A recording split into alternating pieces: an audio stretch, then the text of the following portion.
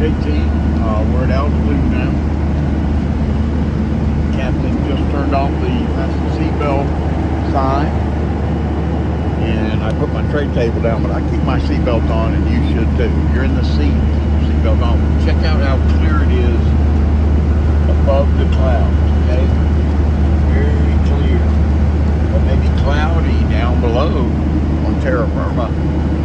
But very clear up here. That's why sometimes though you'll get what they call clear air turbulence. So it's best to keep your seatbelt on